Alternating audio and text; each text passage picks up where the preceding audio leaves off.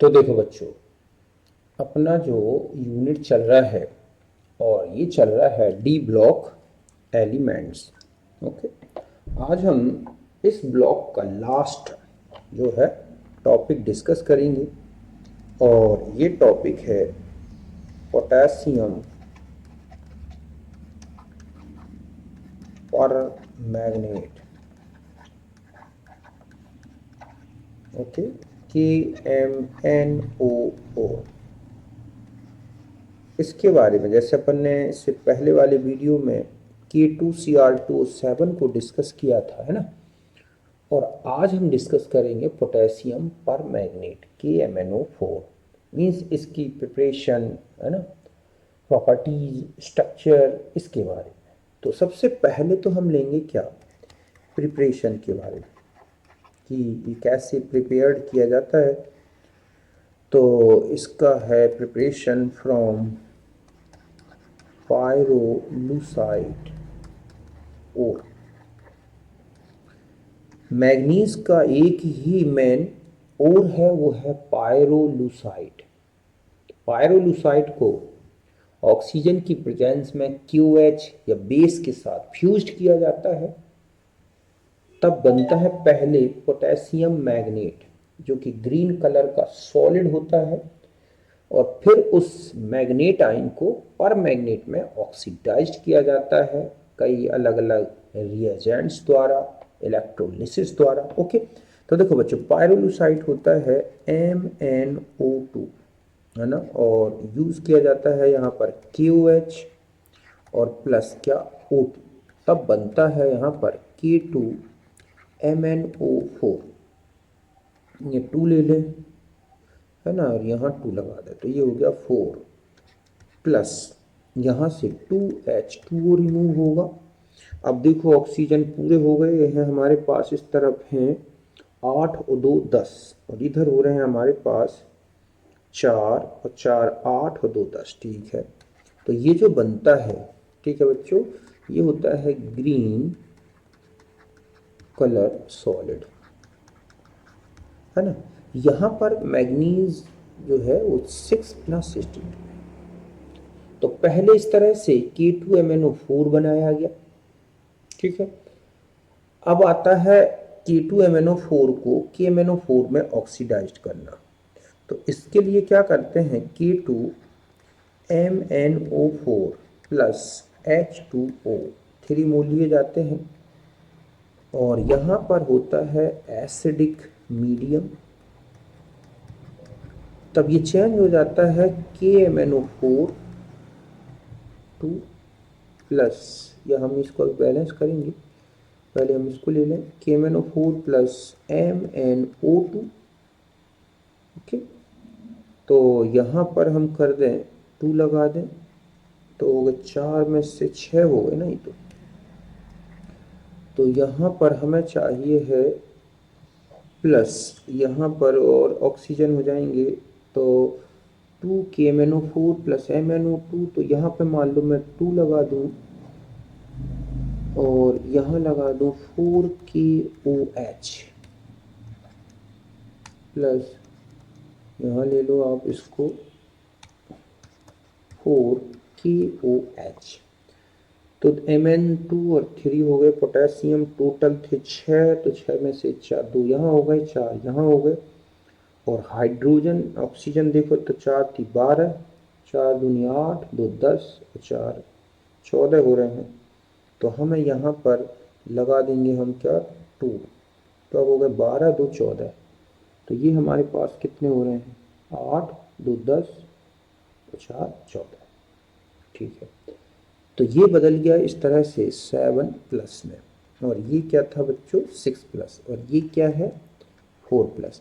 तो अगर देखा जाए तो यहाँ से यहाँ पर ये क्या हो रहा है ऑक्सीडेशन, और यहाँ से यहाँ पर देखें तो क्या हो रहा है रिडक्शन। तो कुल मिला के अगर हमें डिसप्रपोर्शनेशन हो गई तो हम इस तरह से भी लिख सकते हैं, ठीक है। ये क्या है डिसप्रोपोर्शनेशन रिएक्शन, मतलब इस तरह से यहाँ पर कुल मिला के ये था हमारा MnO4, ठीक है 2 माइनस, और ये चेंज हुआ है MnO4 1 माइनस प्लस MnO2 3 मोल लिए थे तो 2 ये बन गए, और यहाँ पर ऐसा लिखा होता है। तो ये बहुत ही इंपॉर्टेंट रिएक्शन है, पूछी गई है कि इस रिएक्शन में जब, ठीक है, MnO2 का डिस्प्रपोर्शनेशन एसिडिक मीडियम में होता है तो क्या क्या बनता है। तो इस तरह से ये 6 प्लस से 7 प्लस और 4 प्लस में चेंज हो जाता है, क्योंकि 4 प्लस ज़्यादा स्टेबल है 6 प्लस से, और 7 प्लस भी ज़्यादा स्टेबल है 6 प्लस से। ऐसा यहाँ तक बात क्लियर है। तो ये है, और भी मेथड होती हैं, देखो इस तरह से भी बदला जा सकता है कि KMnO4 बनाना होता है तो K2MnO4 प्लस Cl2 से भी ऑक्सीडाइज कर सकते हैं, तो ये बदल जाएगा KMnO4 2 मोल और प्लस 2KCl। ठीक इसी तरह से K2MnO4 प्लस, ठीक है, ऑक्सीजन प्लस H2O, और यहाँ लिया जाता है ओजोन, ठीक है, तो ये चेंज हो जाएगा KMnO4 2 मोल प्लस 2KOH, ठीक है। ठीक इसी तरह से अगर हम इसको ऑक्सीडाइज कर दें, इलेक्ट्रोलिसिस कर दी जाए 2 माइनस, जब यहाँ पर इलेक्ट्रोलिसिस की जाती है ना, तो ये बन जाता है MnO4 1 माइनस, मतलब यहाँ पर ऑक्सीडेशन हो जाता है। तो इस तरह से भी हम 6 प्लस से 7 प्लस में चेंज कर सकते हैं। तो ये होता है कुल मिला के KMnO4 को प्रिपेयर्ड करना पायरोलुसाइड से। तो ये है पायरोलुसाइड हमारा, ठीक है। तो पायरोलुसाइड को फ्यूज्ड किया गया है किसके साथ, KOH के साथ। तो देख रहे हैं आप कि KOH के साथ जब इसको हीट किया गया है तो K2MnO4 बना है, जो कि इसका मतलब कि बेसिक मीडियम में K2MnO4 स्टेबल होता है, ठीक है। अगर आपने देखा होगा एक रिएक्शन में यहाँ पर कि अगर हम यहाँ पर MnO4 1 माइनस ले लें, या अब इसको मैं आगे बता दूंगा बेसिक मीडियम की रिएक्शन, अभी तो यहाँ से प्रिपरेशन समझो। तो ये तो हो गया इसका प्रिपरेशन, है ना। अब हम आ जाते हैं प्रॉपर्टीज के बारे में, ठीक है, कि प्रॉपर्टीज में तो पहला ये है कि ये डार्क पर्पल कलर सॉलिड है, ठीक है। दूसरा होता है मॉडरेट सॉल्यूबल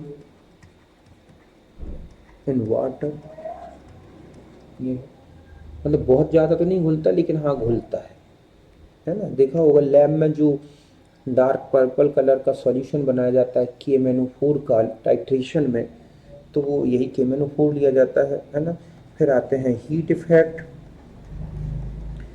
हीट इफेक्ट देखते हैं कि क्या इफेक्ट पड़ता है, जैसे आपने उसमें देखा था K2Cr27 में, ऐसे इसको अगर हीट किया जाए KMnO4 को, तो ये चेंज हो जाता है K2MnO4 प्लस MnO2 और प्लस किस में O2। अगर हम यहाँ पर इसको ले लें, हमें चाहिए है तो 4 ले लें मान लें, ठीक है। तो 2KMnO2 प्लस 2MnO2 तो हो जाएंगे 4, तो हो गए। तो हमारे पास पोटेशियम पूरे हो गए, Mn पूरे हो गए 16, 16 में से 8 और 4 12, और यहाँ 2O2। तो इस तरह से ऑक्सीजन के प्रोडक्शन में भी इसका यूज़ किया जाता है बच्चों, समझ गए ना। तो यहाँ पर अगर आप देखें तो ये कितना है 7 प्लस, यहाँ ये क्या हो गया 6 प्लस, यहाँ ये क्या हो गया 4 प्लस। तो ये भी एक क्या दिख रहा है आपको, इस तरह से Mn का क्या हो रहा है, ऑक्सीडेशन भी हो रहा है और रिडक्शन भी हो रहा है ना। ऑक्सीजन केवल ऑक्सीडाइज्ड हो रहा है, तो यहाँ भी एक प्रकार का डिस्प्रपोर्शनेशन दिखाई दे रहा है। फिर आते हैं इसका ऑक्सीडाइजिंग नेचर, जो सबसे इंपॉर्टेंट है इसकी, ठीक है। तो आप देखोगे कि जो KMnO4 है वो तीनों मीडियम में ऑक्सीडाइजर है, मतलब है कि KMnO4, ठीक है, shows oxidising nature in different medium. एक एक करके लेते हैं। पहला देखेंगे कि एसिडिक मीडियम में, तो एसिडिक मीडियम अगर ले लिया जाए, ठीक है, तो एसिडिक मीडियम में लिया जाता है क्या बच्चों, KMnO4 और प्लस क्या, H2SO4। ठीक है, तो देखो रिएक्शन क्या होगी कि 2KMnO4 प्लस H2SO4 3, तो चेंज होता है ये K2SO4 plus 2MnSO4 plus 3H2O और प्लस 5O। तो ये जो निसेंट ऑक्सीजन है ना, यही क्या है बच्चों, ऑक्सीडाइजर। तो ये एसिडिक मीडियम में ऑक्सीजन लिबरेट करता है।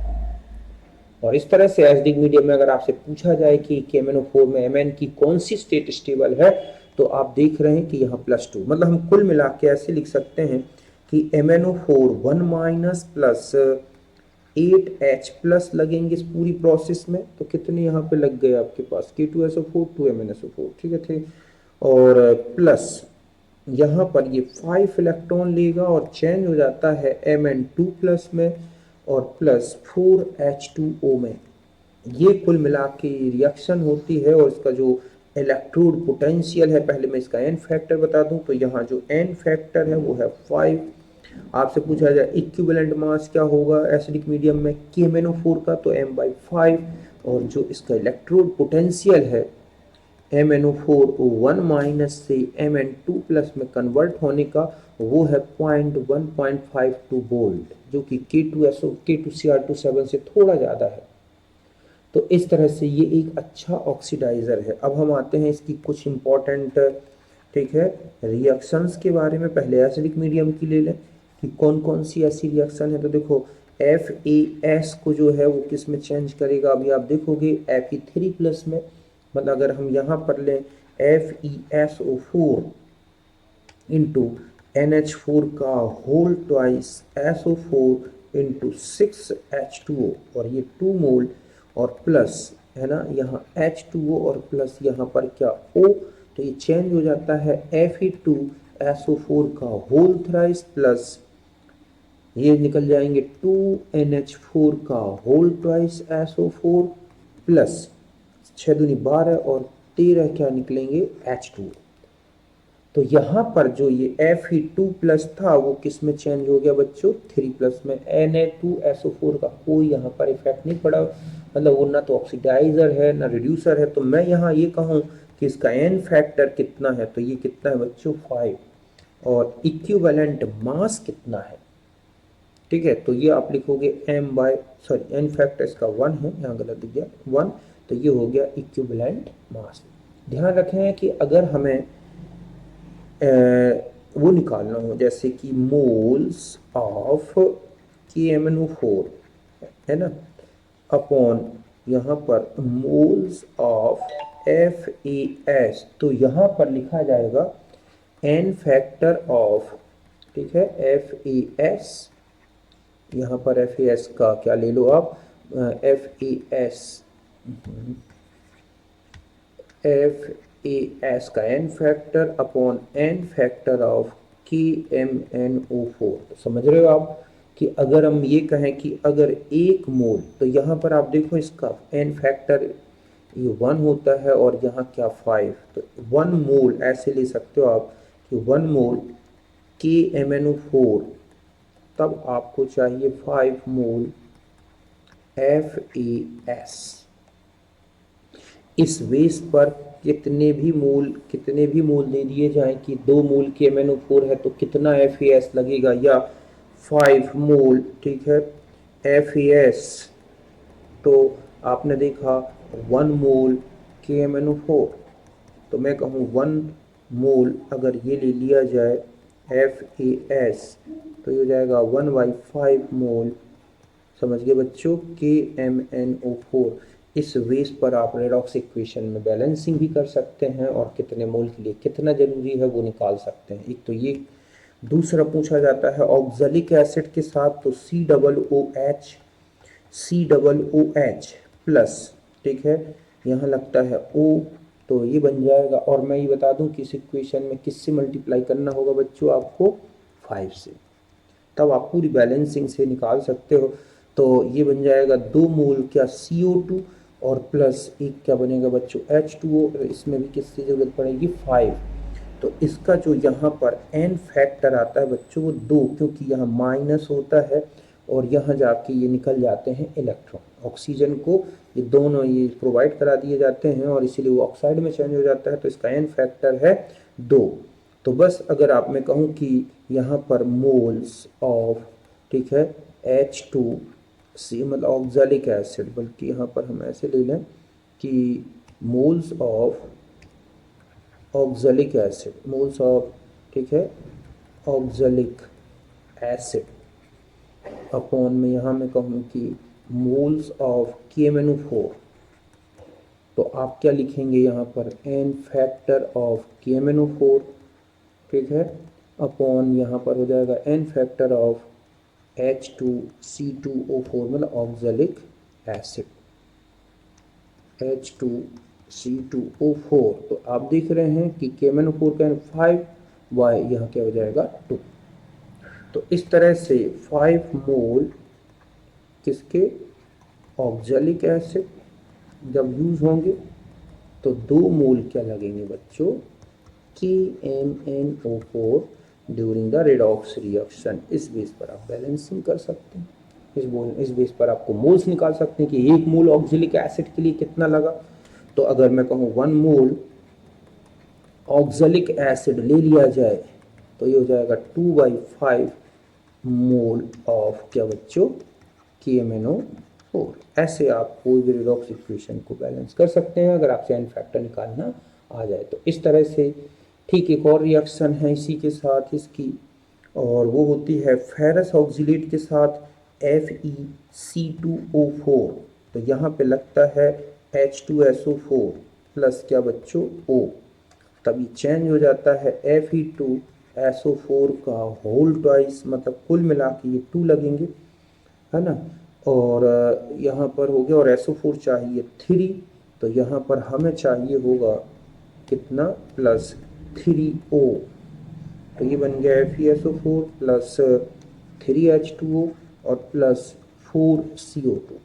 तो ये बता दूं यहाँ पर ये होता है +2, यहाँ जाके होता है +1, तो यहाँ से यहाँ जाने पर एक इलेक्ट्रॉन रिमूव हुआ, ठीक है, यहाँ से यहाँ जाने पर एक इलेक्ट्रॉन, और यहाँ से सॉरी यहाँ से ले लें हम, ऐसे लिख लें, मैं यहाँ लिख दे रहा हूँ बच्चों, ठीक है, कि यहाँ पर ले लो +2, ये हो गया +3, ये है -2, ये है यहाँ पर 0। तो यहाँ से कुल मिला के एक ऑक्सीलेट ने 2 इलेक्ट्रॉन और एक Fe ने 1, तो यहाँ जो n फैक्टर आएगा बच्चों वो कितना हो जाएगा 3।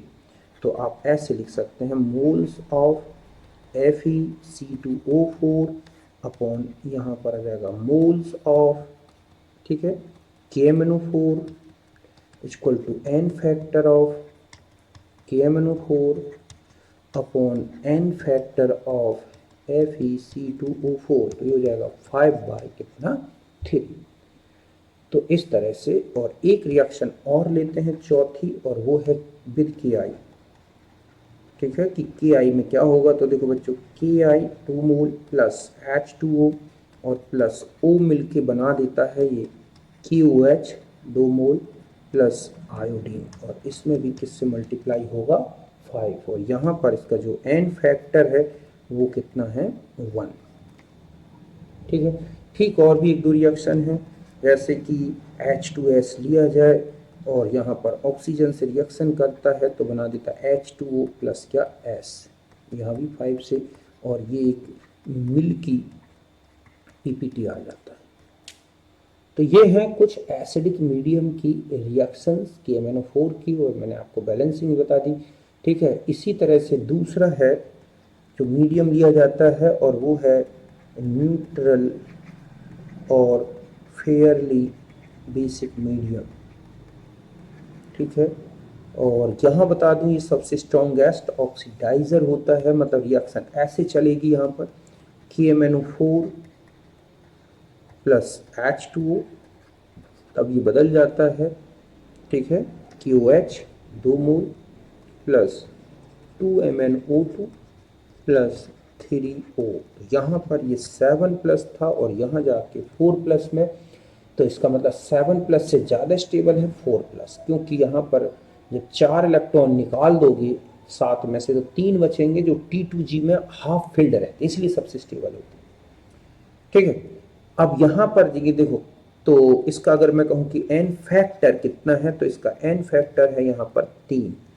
7 प्लस से कितना जा रहा है 3 प्लस, तो इक्विवेलेंट मास तो m बाई कितना होगा 3, और जो इसका इलेक्ट्रोड पोटेंशियल है MnO4 1 माइनस से MnO2 के चेंज होने का, और वो है 1.69 वोल्ट, जो कि 1.52 से ज़्यादा है। मतलब सबसे ज़्यादा जो इलेक्ट्रोड पोटेंशियल है वो इस मीडियम में दिखता है, और इसीलिए ये सबसे स्ट्रॉन्गेस्ट ऑक्सीडाइजर है। मतलब यहाँ पर ये क्या है बच्चों, स्ट्रॉन्गेस्ट ऑक्सीडाइजर। ठीक है, तो इस तरह से इसका जो इलेक्ट्रोड पोटेंशियल है 1.69, ये शो करता है कि यहाँ पर ये बहुत ही स्ट्रॉन्ग ऑक्सीडाइजर होता है। अब हम कुछ इम्पॉर्टेंट रिएक्शंस देखते हैं कि जब ये इस मीडियम में जो है ऑक्सीडाइजर की तरह वर्क करता है तो कौन कौन से, तो देखो आपने देखा होगा इसमें सबसे ज़्यादा पूछी जाती है KI के साथ। तो अगर आप KI की रिएक्शन लें तो यहाँ पर जब हम KI लेते हैं तो ये 3O, कितने 3O एक्सेप्ट करके ये जो KI है और चेंज हो जाता है KiO3, इसको बोलते हैं पोटेशियम, ठीक है, आयोडेट आयन या आयोडेट कंपाउंड। ठीक है, तो यहाँ पर जो आयोडीन है अगर आप देखें -1 और यहाँ जाके 5 प्लस है, तो यहाँ से यहाँ जाने पर 6 इलेक्ट्रॉन, तो जो यहाँ पर इसका n फैक्टर है वो कितना है 6। तो अगर मैं कहूँ कि यहाँ पर n factor of KI upon n factor of KMnO4, ठीक है, तो यहाँ पर आ जाएगा मोल्स ऑफ KMnO4 अपॉन में क्या लिखोगे आप, मोल्स ऑफ KI। तो ये हो गया n फैक्टर KI का 6 है और KMnO4 का है 3 या 2/1। इसका मतलब है कि 2 मोल KMnO4 तब 1 मोल क्या लग रहा है बच्चों, 1 मोल ऑफ KI। इस बेस पर आप आगे की कैलकुलेशन खुद कर सकते हो। ठीक है, तो इस तरह से, ठीक इसी तरह से अगर कोई एल्कीन ली जाए CH2 डबल बॉन्ड CH2 और ये है H2, तो ये बना देता है ऑक्सीजन के साथ इसमें, ठीक है, और प्लस O। तो यहाँ पर यहाँ जो KMnO4 है, ठीक है, 1% होता है और QH प्लस वाटर होता है। इसको एक नाम से और जाना जाता है वेयर रिएजेंट। ठीक है, तो इस तरह से ये बदल देता है ग्लाइकॉल में और सिन एडिशन करता है इस तरह से। ये क्या बन गया, इथाइलिन ग्लाइकॉल, है ना। तो ये इस तरह से इसको ऑक्सीडाइज कर देता है। ठीक इसी तरह से Na2H2O3 प्लस ऑक्सीजन तो बदल देता है इसको Na2SO4 और प्लस क्या फ्री हो जाता है सल्फर। इसी तरह से MnSO4 ये है प्लस O प्लस H2SO4, तो इसको बदल देता है MnSO4 प्लस H2O, है ना। और कुल मिला के इस तरह से, सॉरी MnO2 था ये, MnO2 प्लस O प्लस ये है, तो इस तरह से ऑक्सीडाइज करता है। और भी बैलेंस कर सकते हैं इसको। तो इस तरह से ये कुल मिला के ये है कौन से मीडियम में बच्चों, basic medium, sorry neutral medium. और तीसरा होता है इन बेसिक मीडियम। ठीक है, तो बेसिक मीडियम में स्ट्रॉन्ग बेसिक होता है कि इसमें जब KOH के साथ डिसॉल्व किया जाता है तो ये KMnO4 2 प्लस 2KOH, तब ये चेंज हो जाता है 2K2 MnO4 प्लस, है ना, और H2O और प्लस इसमें रिमूव होता है ऑक्सीजन। और इसमें इस तरह से यहाँ देखा जाए तो 7 प्लस और यहाँ जाके 6 प्लस, तो जो n फैक्टर है वो 1, इक्विवेलेंट मास m/1, और जो इसका इलेक्ट्रोड पोटेंशियल है इस मीडियम में, मतलब MnO4 1 माइनस से MnO4 2 माइनस बनने का, और वो होता है 0.56 वोल्ट, जो काफ़ी कम है। और दो चार रिएक्शन इसकी भी हैं इसको, जैसे कि Na2SO3 है और प्लस O है तो बदल देगा क्या, Na2SO4 है ना, AgNO2 है प्लस ऑक्सीजन तो बदल देगा AgNO3। तो इस तरह से यहाँ पर भी ये ऑक्सीडाइजर होता है। तो ये है बेसिक मीडियम में। तो कुल मिला के अगर हम स्ट्रॉन्ग, ठीक है, ऑर्डर ऑफ ऑक्सीडाइजिंग नेचर देखें बच्चों,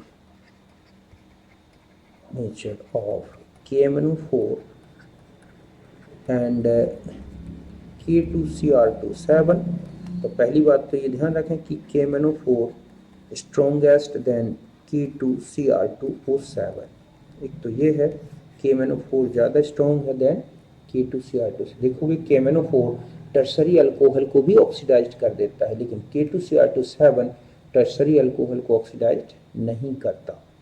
और अगर हम ऑर्डर में देखें तो देखो KMnO4 कौन सा मीडियम, न्यूट्रल है ना, सबसे स्ट्रॉन्गेस्ट है। फिर KMnO4 कौन सा मीडियम, एसिडिक मीडियम। फिर आता है इसके बाद K2Cr2O7 एसिडिक मीडियम, या एक ही है इसका तो, ठीक है। और फिर आया है KMnO4 कौन सा मीडियम, बेसिक। क्योंकि अगर आप इनके इलेक्ट्रोड पोटेंशियल भी अगर देखोगे तो 1.69 वोल्ट, 1.52 वोल्ट, 1.33 वोल्ट, 0.56 वोल्ट। अगर हम इनके एन फैक्टर की बात करें कि कहाँ पर किसका क्या एन फैक्टर आया है, तो यहाँ पर KMnO4 का एन फैक्टर था 3, यहाँ था 5, इसका कितना है 6, और इसका कितना है 1, इस तरह से है ना। और इक्विवेलेंट मास अगर आपसे पूछ ले तो आप लिखेंगे m/3, m/5, m/6, m/1। मैं यहाँ पर Ki की बात करूँ तो यहाँ पर ये KiO3 में बदला था, ये आयोडीन में बदला था, ये आयोडीन में बदलेगा, और अगर यहाँ भी यूज करेंगे तो आयोडीन ही बदलेगा। तो इस तरह से ये इसके बारे में है KMnO4 का, ठीक है। इसके बाद हम आ जाते हैं इसका स्ट्रक्चर। तो देखो स्ट्रक्चर की बात करोगे तो KMnO4 में अगर हम पहले MnO4 माइनस इसकी बात करें तो ये है किसका, MnO4 2 माइनस। तो इसका जो रेजोनेंस हाइब्रिड है वो ऐसे बनाया जाता है O O O O, इस तरह से। ना तो डबल बॉन्ड है ना सिंगल बॉन्ड है, बल्कि इस तरह से। और 2 -4 में बट रहा है तो -1/2, -1/2, -1/2, -1/2। और हाइब्रिड स्टेट है sp3। और कैसा है ये, टेट्राहेड्रल। पैरामैग्नेटिक होता है क्योंकि D1 है इसमें ना, कलर्ड है, पिंक का है, कौन से ग्रीन कलर का सॉलिड है, और ड्यू टू D ट्रांजिशन, ठीक है, ये ध्यान रखना। और ऑल जो है, ऑल MnO बॉन्ड लेंथ जो है इसमें बच्चों इक्वल्स होती है, इक्वल। फिर हम आ जाते हैं दूसरा जो है MnO4 1 माइनस, ये भी इसी तरह से है। हम ऐसे लें पहले, double bond double bond double bond, और इसका जो हाइब्रिड बनेगा उसमें इस तरह से बॉन्ड ऑर्डर ज़्यादा आएगा। अगर आप इसका बॉन्ड ऑर्डर निकालेंगे तो कितना आएगा, देखो आप, मैं यहाँ पर बॉन्ड ऑर्डर बता दूँ कि बॉन्ड ऑर्डर मतलब टोटल बॉन्ड कितने हैं इसमें 6, और सिग्मा कितने हैं 4, तो ये आएगा 1.5 total bond upon sigma bond.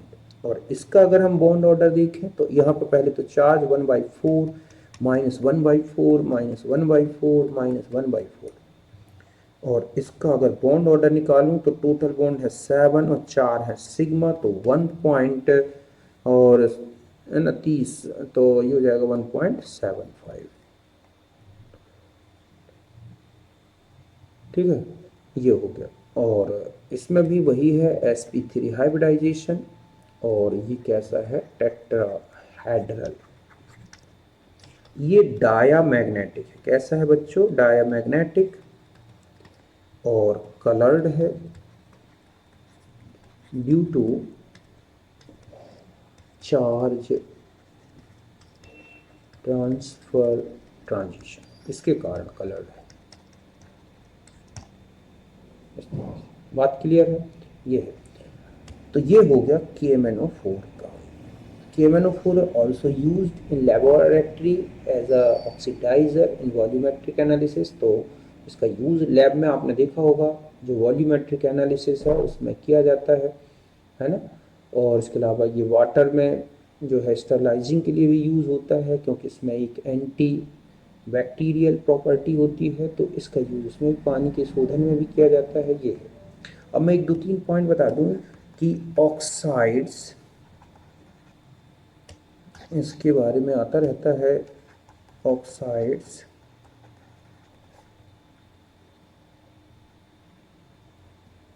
ठीक है, ऑक्साइड्स ऑफ डी ब्लॉक। तो देखो बच्चों, एक तो होते हैं बेसिक ऑक्साइड। तो बेसिक ऑक्साइड में देखोगे +1 और +2 स्टेट की जो ऑक्साइड है मेनली, वो कैसे होते हैं, बेसिक, जैसे CuO, Cu2O। ठीक है, इसके अलावा कुछ +3 में भी मिलते हैं। इसके अलावा ये हो जाएगा Sc2O3, एक दो +3 में भी हैं, इस तरह ध्यान रखें। TiO, CrO, MnO, FeO, ये सब क्या है, बेसिक ऑक्साइड। दूसरे होते हैं एम्फोटेरिक। तो मेनली कुछ में +3 में और +4 में मिलते हैं, जैसे CrO2 है ना, MnO, Mn2O3, MnO2, Fe2O3, इस तरह से ये एम्फोटेरिक हैं। बाकी तो S ब्लॉक P ब्लॉक में अलग चीज़ ध्यान रखना है। और एसिडिक ऑक्साइड जो है इनमें +5, +6, +7, +8 स्टेट में मिलते हैं।